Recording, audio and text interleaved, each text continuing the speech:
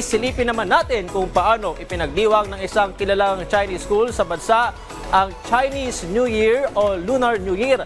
Gaano kaya kahalaga ang pagdiriwang na ito sa kanila? Let's watch this! It's Lunar New Year, kaya bati namin sa inyo ay Kong Xi Fa Chai. Ang Lunar New Year ay ipinagdiriwang ng ilang bansa tulad ng Korea, Vietnam, Singapore, Malaysia, Indonesia, Pilipinas at China.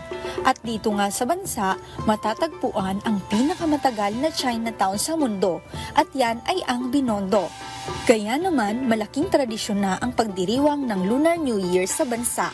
At dito sa isang Filipino-Chinese school sa Manila ay naging maingay at masigla ang pagdiriwang, kung saan nakasuot ng matingkad na pulang kasuotan ang mga kabataan at itinampok ang iba't ibang kultural na pagtatanghal. This celebration actually is very important for us mga Chinese Filipino kasi it augurs not only ang roots namin or traditions as Chinoys, Chinese Filipino, but also at the same time it brings the traditions, our culture, our arts from China to the Philippines. And siyempre being Filipinos na by our blood, by our heart, we also want to maintain yung traditions namin pero inculcating it with the Filipino culture already. Nagkaroon ng Dragon at Lion Dance, Cultural Dance Performance, Wushu Exhibition at Hanfu o Traditional Chinese Attire Fashion Show Competition. Makulay at magarbo ang Traditional Chinese Attire Competition na isinagawa ng grade school at junior high school.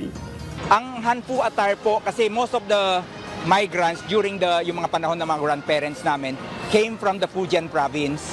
So we're looking at maintaining and preserving the culture na dinala pa ng aming mga ancestors dito sa Pilipinas. Kaya kung napansin nyo sa fashion show natin, it's an integration already of Chinese Hanfu, which is Fujian in nature, and integrating it to mainstream Filipino-Chinese traditions already. From our history itself, we will know na malaki ang naging contribution ng China sa pag-unlad ng ating bansa also. Ang bagong taon ay nagpapahiwatig ng bagong buhay at naway mapuno ng pagpapala at makabuluhang bagay ang buhay ng bawat isa.